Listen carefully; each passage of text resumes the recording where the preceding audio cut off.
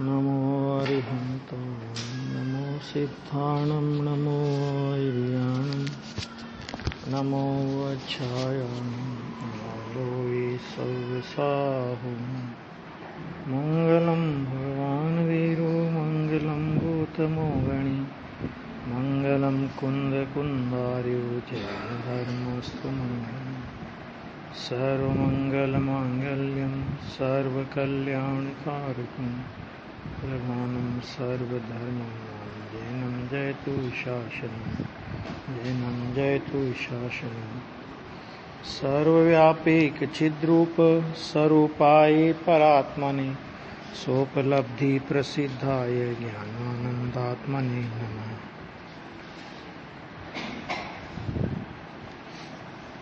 अब ये प्रवचन सार का ज्ञेय तत्व प्रज्ञापन अधिकार प्रारंभ होता है आज से। इस ज्ञेय तत्व प्रज्ञापन अधिकार में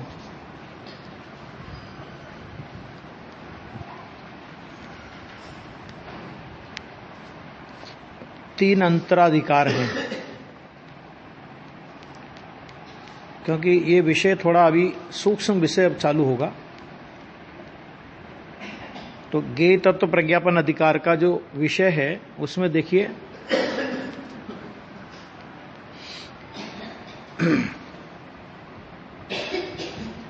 जो ये 93 गाथा से अधिकार चालू हुआ, तो इस अधिकार में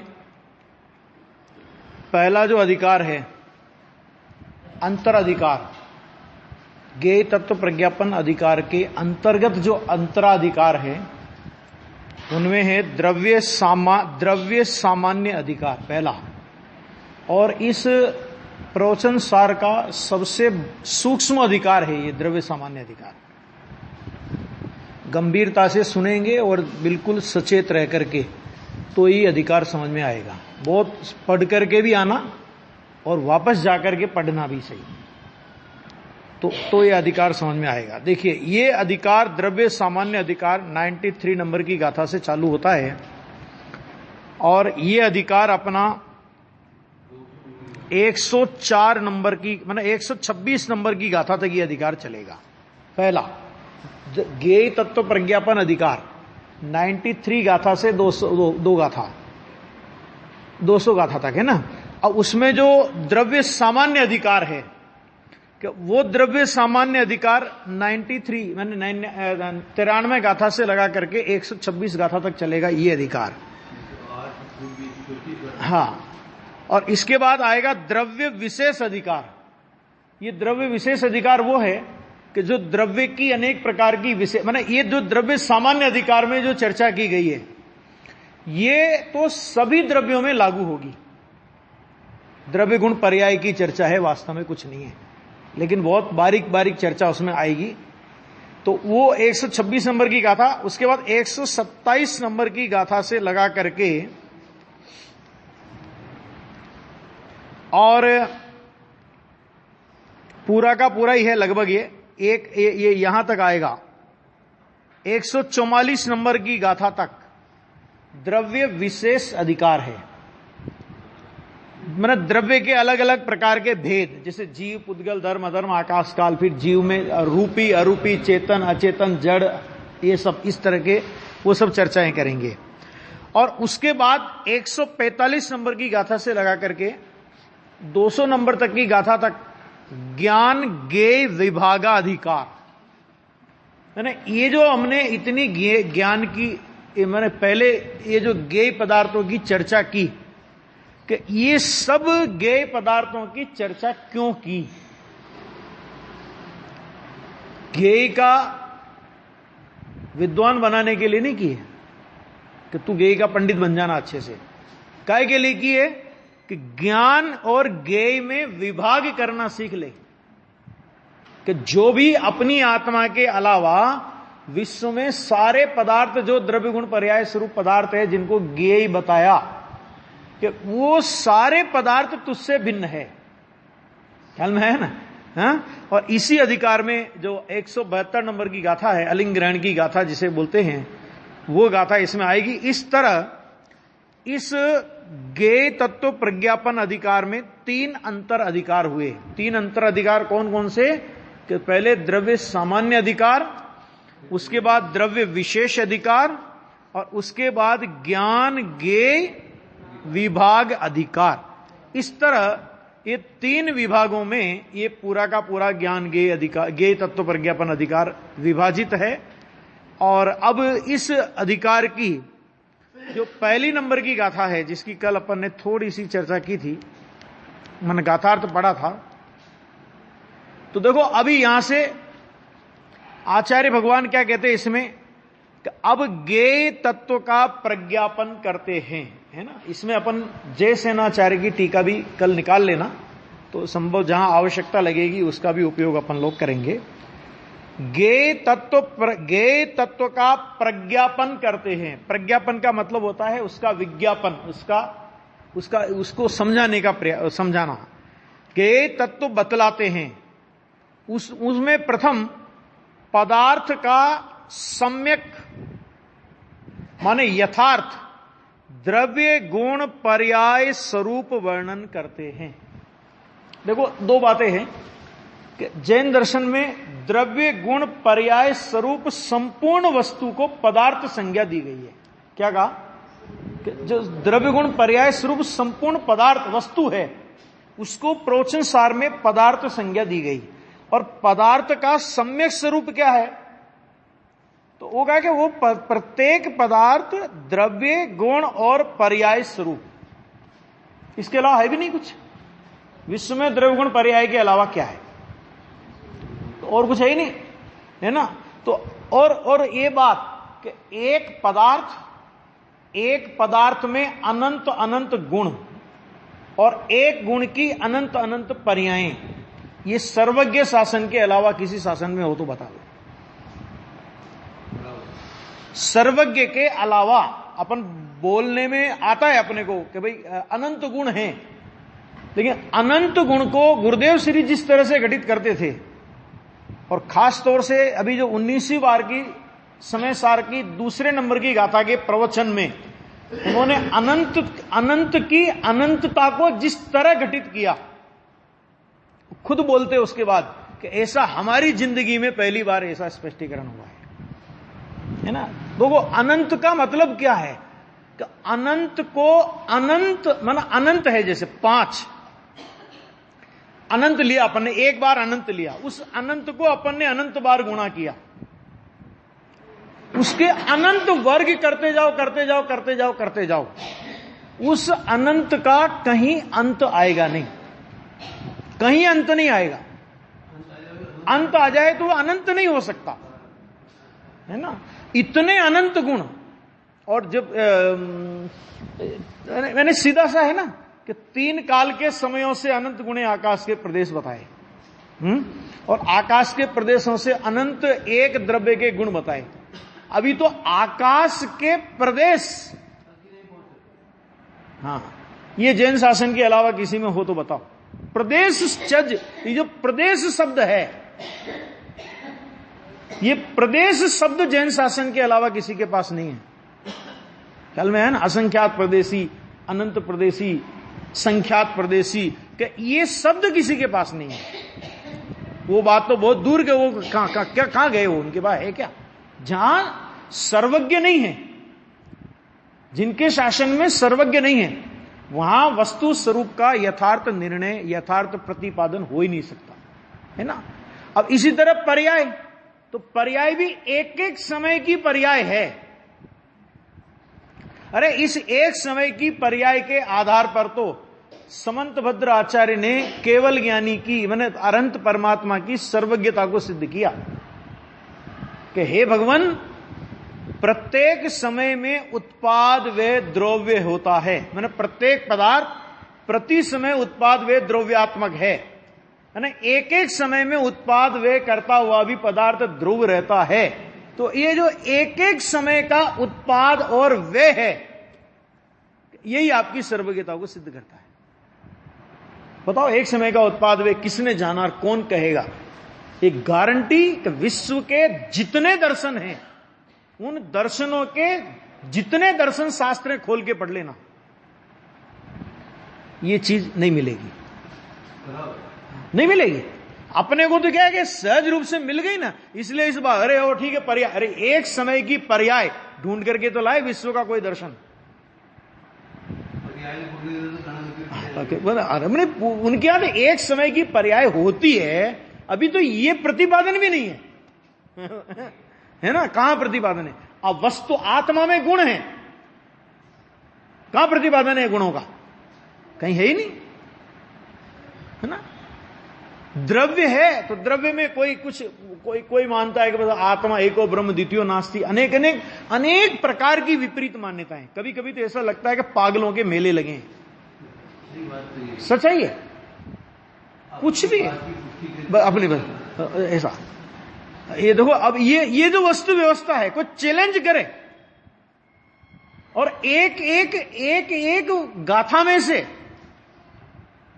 क्रमबद्ध पर्याय का सिद्धांत निकलता है, वस्तु स्वतंत्रता का सिद्धांत निकलता है। क्यों? क्योंकि जब प्रत्येक पदार्थ द्रव्य गुण और पर्याय स्वरूप है, तो विश्व में पहले ऐसा कोई पदार्थ ढूंढ करके लाओ कि जिसमें हर समय पर्याय नहीं होती है। पहले वो पदार्थ ढूंढ के लाओ, कोई पदार्थ ढूंढ के लाओ कि अगर कोई ये कहे कि पदार्थ है और उसकी पर्याय नहीं है, तो पदार्थ ही नहीं है वो। पदार्थ हो और पर्याय ना हो, ऐसा नहीं हो सकता। और पर्याय हो और पदार्थ ना हो, कि ऐसा नहीं हो सकता। तो जब हर पदार्थ में पर्याय होती है, तो मैं दूसरे की पर्याय करूं और दूसरा मेरी पर्याय करे, कि ऐसा नहीं हो सकता, है ना। अब ये बात सिद्धांत तो तुम स्वीकार कर लेते हैं, और फिर जब इसके उदाहरण घटित किए जाते हैं कि देखो ये हाथ आत्मा ने ऊंचा नहीं किया, तो फिर धरती हिलती है नीचे से कि ऐसा कैसे हो गया? आत्मा ने नहीं किया तो किसने किया? अरे आपने कहा ना, हर पदार्थ में हर समय पर्याय होती है। तो ये ऊंचा नीचा होना ये पर्याय है, और ये पर्याय अपने द्रव्य से हुई है। तुम्हारे से कैसे होगी? आचार्य भगवान ये अपने सामने प्रश्न रखते हैं। देखो, वस्तु स्वरूप को सामने रख करके अगर इन सिद्धांतों का स्वीकार करेंगे तो आसानी से स्वीकार होगा। अब दुनिया के आधार पे अपन देखेंगे, नहीं दुनिया, अरे दुनिया तो पागलों का मेला है, उसमें क्या है वहां? अभी दुनिया में कोई ये कहने जाओ कि पेट्रोल से मोटर नहीं चलती, ये आप दुनिया में किसी से कहने जाओ, कोई मानेगा? ये कोई मानेगा? कोई नहीं मानेगा, ये तो सोनगढ़ी मानेगा, और कोई नहीं मान सकता है। क्यों? क्योंकि एक एक परमाणु में गति क्रियावती शक्ति नाम का गुण है कि नहीं है? और क्रियावती शक्ति नाम का गुण है तो उसमें परिणमन अपने क्रियावती शक्ति से होता है या हमारे करने से होता है? पेट्रोल से होता है। पेट्रोल का परिणमन, पेट्रोल में गाड़ी, ऐसे एक एक पे लगाओ, बड़ा रखा ही उसमें, चलती रहे वो।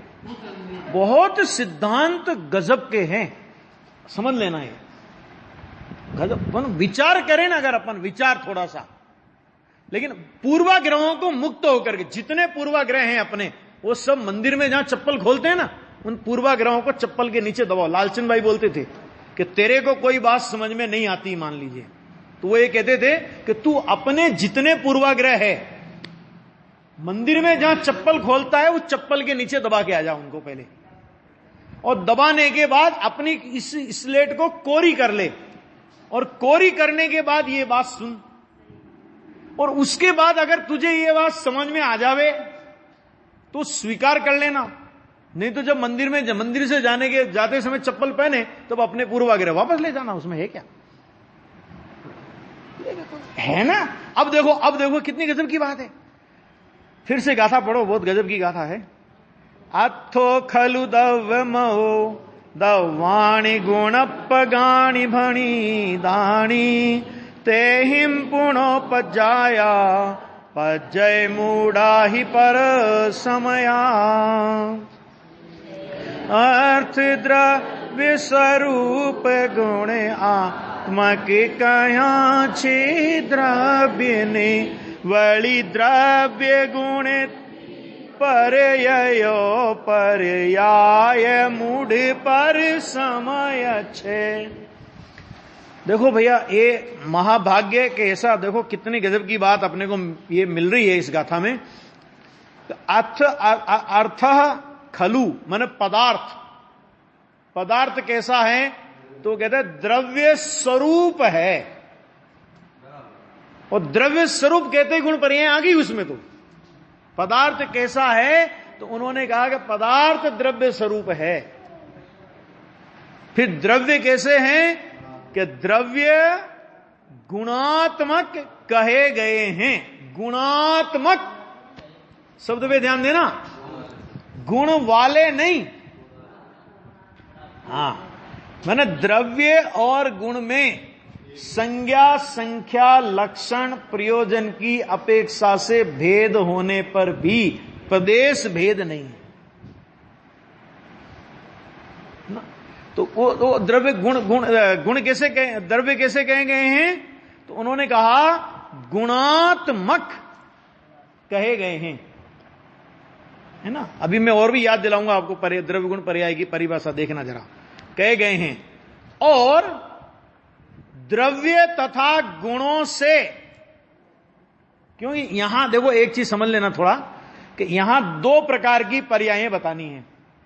एक द्रव्य पर्याय बतानी है और एक गुण पर्याय बतानी है। आगे आएगा ना, असमान जाति, समान जाति आदि को तो द्रव्य पर्याय कहेंगे यहां पर, है ना। और मति ज्ञान, शुद्ध ज्ञान, राग आदि ये सब इनको यहां पे कहेंगे गुण पर्याय, ठीक है ना। तो इसलिए यहां पे कहा कि द्रव्य और गुणों से पर्यायें होती हैं। पर्याय किससे होती है? अब मैं तो नहीं बोलता ना, आचार्य भगवान बोले ना कि द्रव्य और गुण से पर्यायें होती है।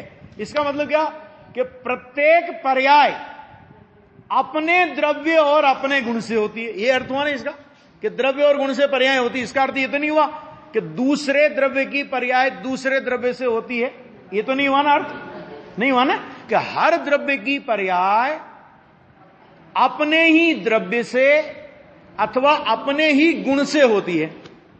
अब बोलो, हम मानते हैं कि हमने की, आचार्य कहते हैं कि द्रव्य और गुण से पर्याय होती है। अब किसकी माने, विचार करना जरा। पर्याय होती है। अब उसके बाद फिर क्या कहा कि पर्याय मूढ़ जीव, पर्याय मूढ़ पर समय, लेकिन कौन सा जीव?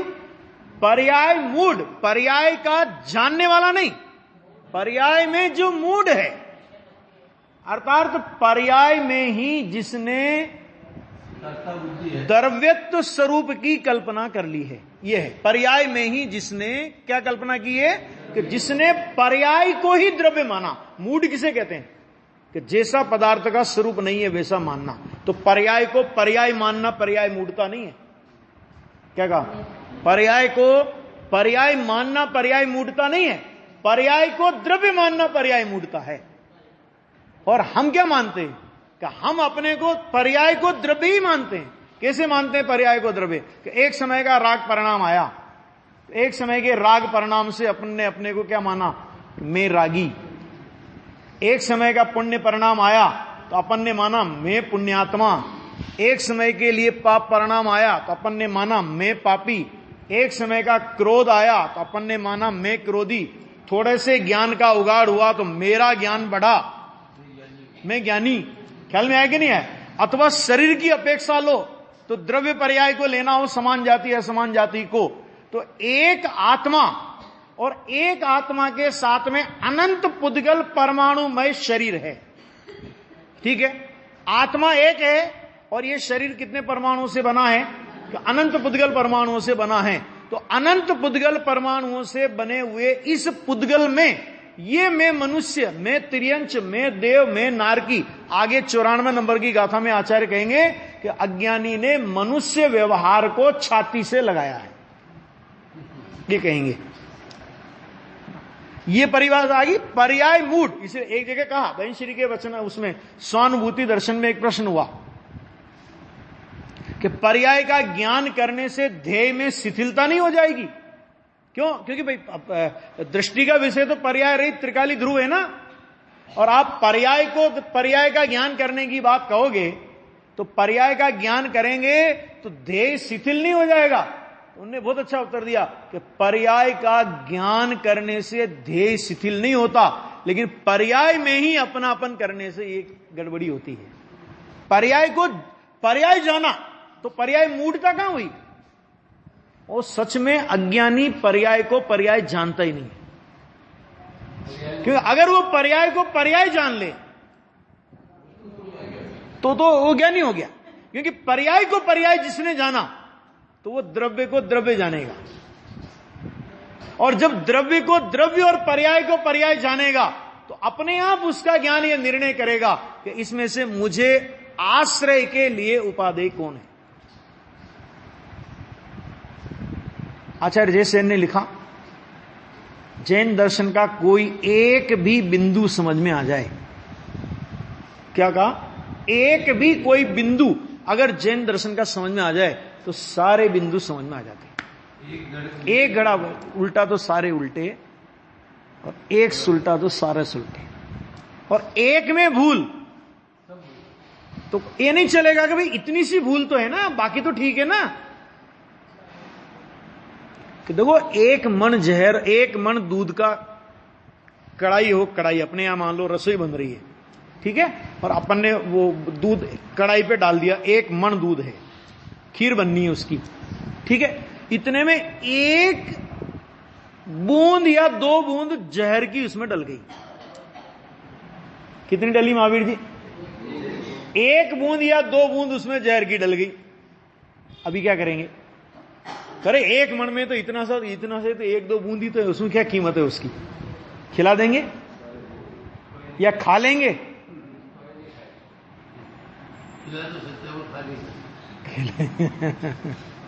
हैं? समझ में आएगा नहीं? क्यों? क्योंकि अरे क्या हुआ, 2 बूंद ही तो है जहर। 2 बूंद जहर भी सारे दूध को जहरीला करता है।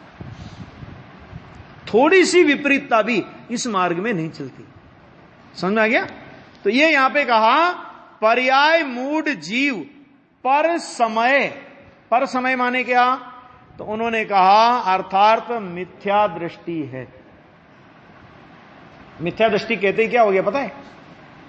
मिथ्या दृष्टि कहने का मतलब ये हुआ अनंत संसारी है, क्योंकि एक समय के मिथ्यात्व में कितना भाव करने की ताकत पड़ी है?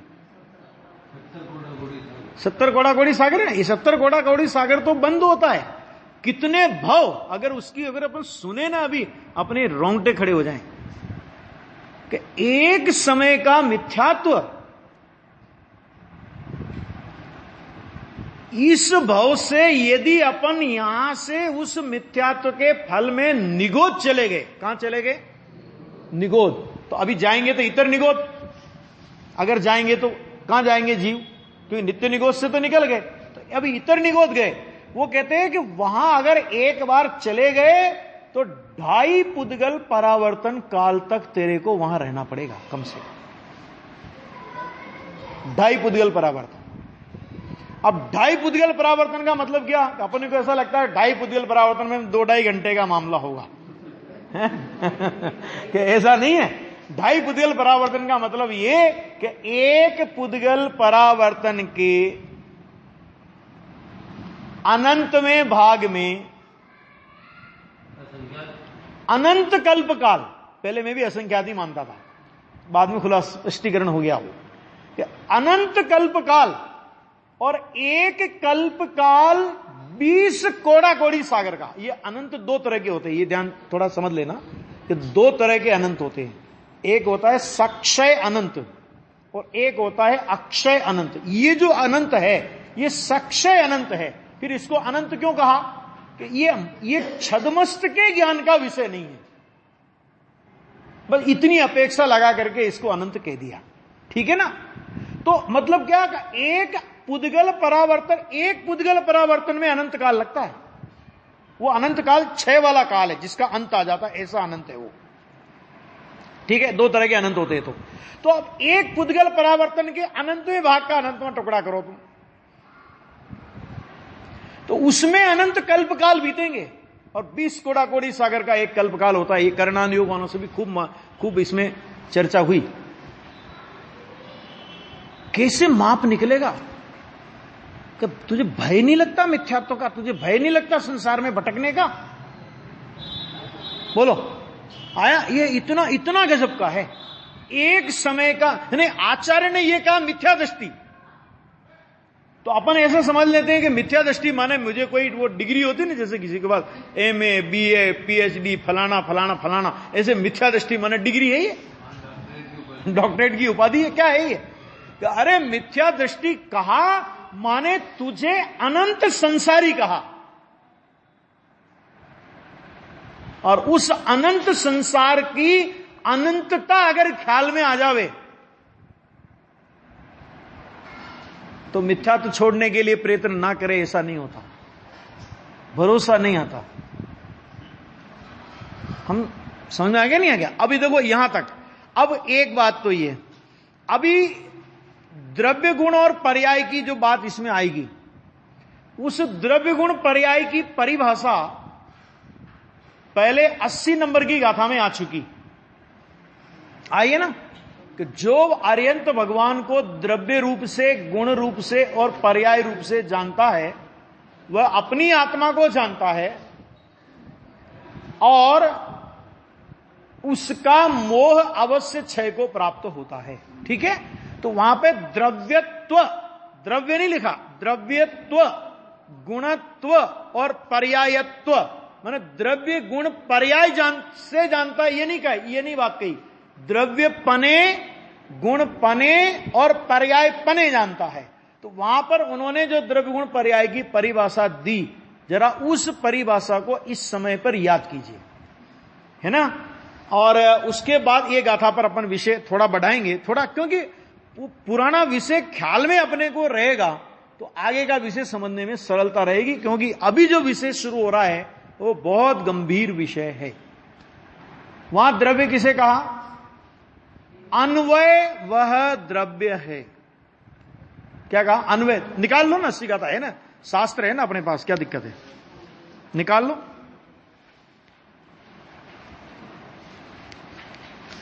शास्त्र है तो उसमें देख लेना चाहिए। हाँ जी, हाँ निकालो, देखो इसमें लिखा है। बहुत ये इतनी गजब की परिभाषा है कि इस परिभाषा के आधार पर पूरा जैन दर्शन की द्रव्य गुण पर्याय की व्यवस्था है।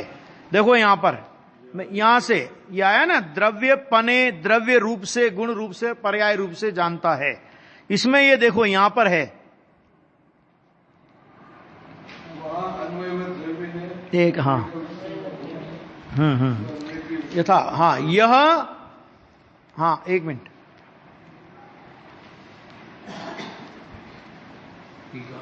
हाँ टीका में, टीका में वहां अन्वय वह द्रव्य है, अन्वय वह द्रव्य है। अन्वय माने वही का वही, वैसा का वैसा वो बात नहीं है, वैसा का वैसा तो निर्मल पर्याय भी होती है।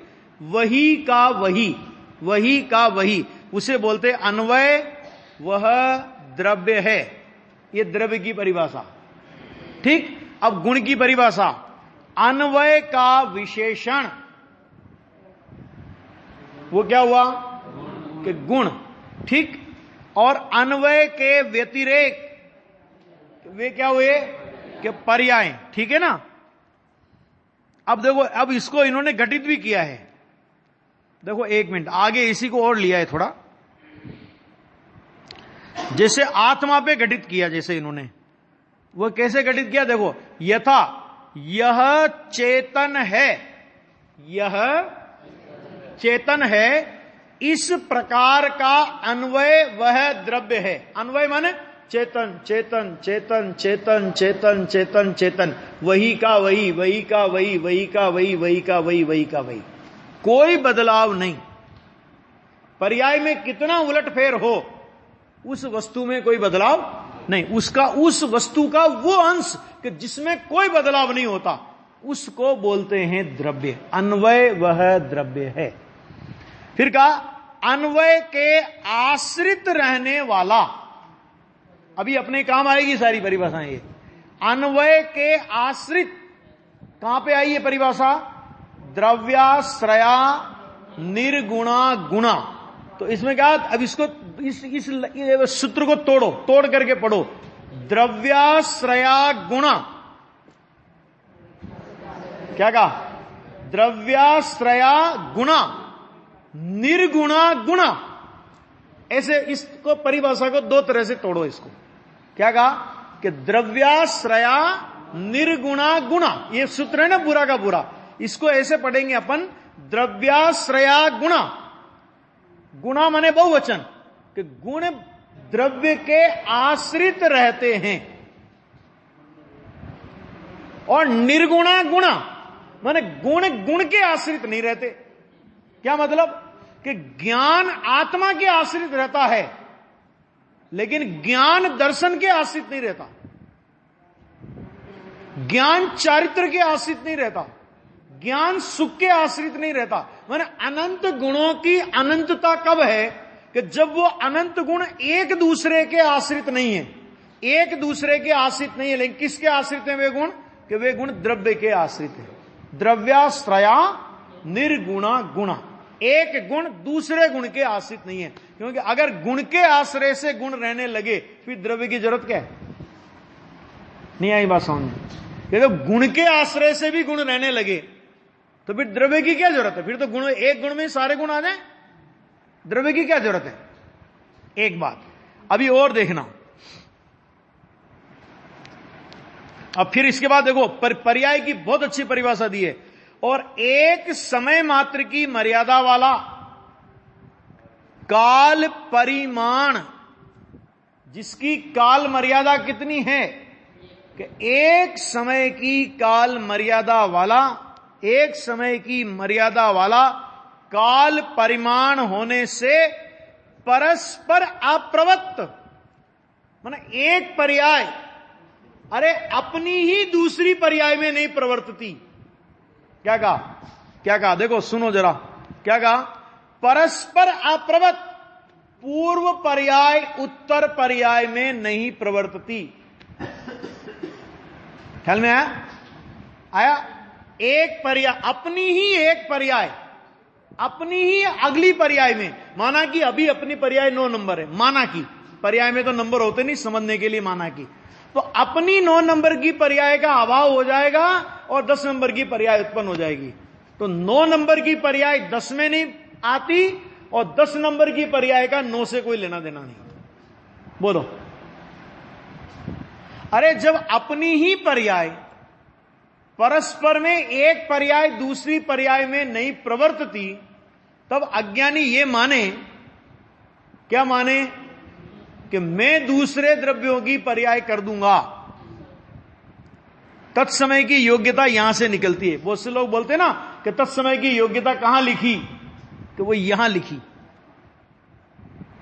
एक समय की काल परिणाम मर्यादा वाला काल परिणाम होने से परस्पर अप्रवृत्त चैतन्य, परस्पर अप्रवृत्त अन्वय व्यतिरेक, माने अन्वय के व्यतिरेक, इसको यूं अन्वय व्यतिरेक माने अन्वय के व्यतिरेक, माने काल अपेक्षा से जो द्रव्य का भेद है, काल सापेक्ष जो द्रव्य का भेद है, जिसे 93 नंबर की गाथा में विस्तार सामान्य समुदाय कहेंगे। ख्याल में आ गया ना कि वे क्या हैं, कि वे पर्याय हैं।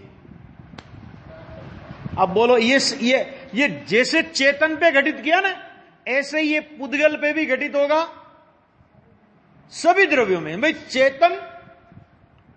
चेतन का अन्वय माने आत्मा का अन्वय चेतन, आत्मा का विशेषण चैतन्य और आत्मा की पर्याय चेतना, अन्वय व्यतिरेक वगैरह सब घटित हो जाएगा, है ना। ऐसा कि जो कि चिद विवर्तन की माने आत्मा के परिणमन की ग्रंथियां माने गांठें हैं। हाल में सूत का जो पुराने जमाने में जो माला होती थी ना मंदिरों में, सूत की माला होती थी, तो सूत आज भी होती है वो तो सूत की माला में क्या होता है कि सूत की माला में सूत के ही यूं करके गांठ बना दी जाती है ना। गांठों की ओर से देखो तो मोती दिखेंगे और गांठों का भेद छोड़ दो तो सूत सूत सूत सूत सूत सूत दिखेगा। हल में है कि नहीं है? ये कह रहे है ना। ये ज्ञान प्रदान शैली में से दृष्टि का विषय भी आचार्य देव ने जगह जगह निकाल करके अपने सामने रखा है। ये द्रव्य गुण पर्याय की पूरी व्यवस्था है, और ये द्रव्य गुण पर्याय की व्यवस्था अपने ख्याल में आवे उसके बाद अब 93 नंबर की गाथा में जो द्रव्य गुण पर्याय की व्यवस्था कही, जरा शुरू तो कर ही लेते हैं। देखो ये हो गया, 4 बोल आए। पदार्थ द्रव्य स्वरूप है, पहला बोल।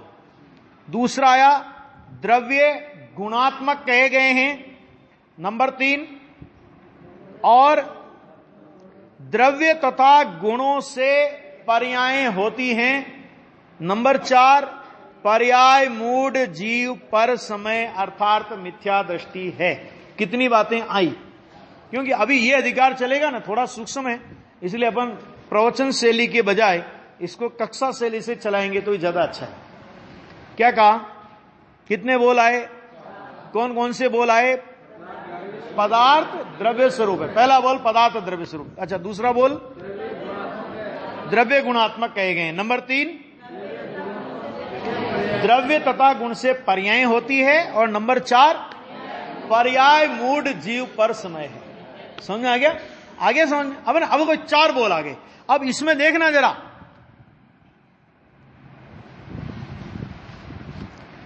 इस विश्व में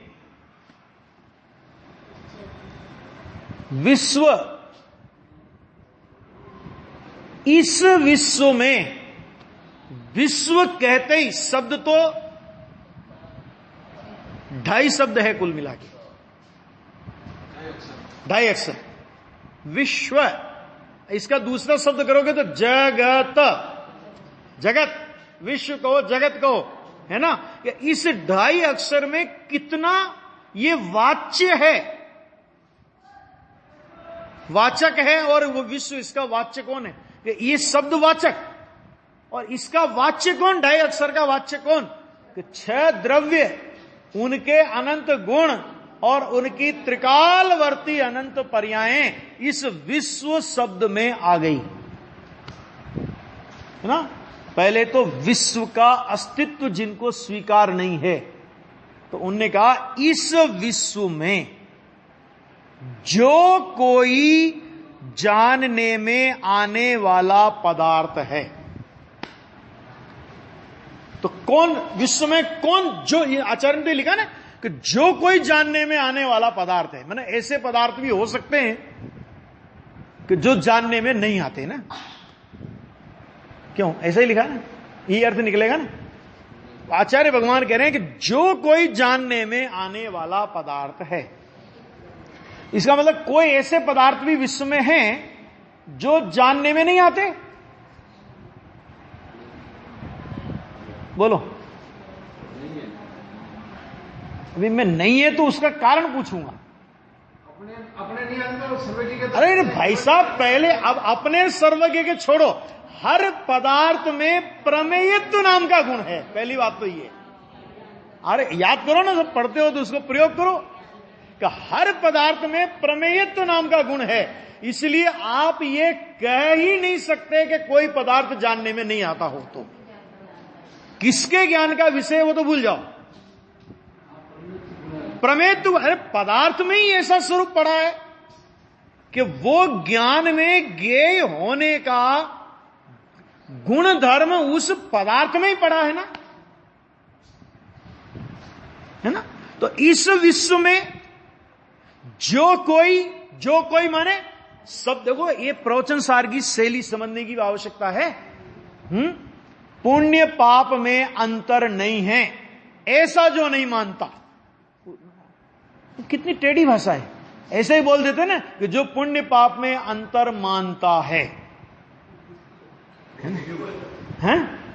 नेगेटिव। ऐसी भाषा क्यों? कि देखो ये दर्शन का ग्रंथ है, दर्शन का, ये अध्यात्म का ग्रंथ नहीं है। थोड़ा अटपटी लगेगी बात अपने को। इस प्रवचन सार का ये जो समावेश होता है ना, ये दर्शन ग्रंथ में होता है। जैन दर्शन को समझना है तो प्रवचन सार पढ़ना पड़ेगा, और जैन अध्यात्म को समझना है तो समय सार और नियम सार पढ़ना पड़ेगा। प्रवचन सार में अध्यात्म नहीं है, ये बात नहीं है, लेकिन यहां अध्यात्म भी दर्शन की पृष्ठभूमि पर आया है। दर्शन है ये, जैन दर्शन की वस्तु व्यवस्था क्या है आया। जो कोई विश्व में जो कोई जानने में आने वाला पदार्थ है, तो अपने को ऐसी शंका हो जाए कभी कि कोई पदार्थ जो कोई जानने में आता है, इसका मतलब कोई नहीं भी आता होगा। अरे ऐसा नहीं है, जो कोई माने सब कोई। जो कोई का मतलब क्या हुआ?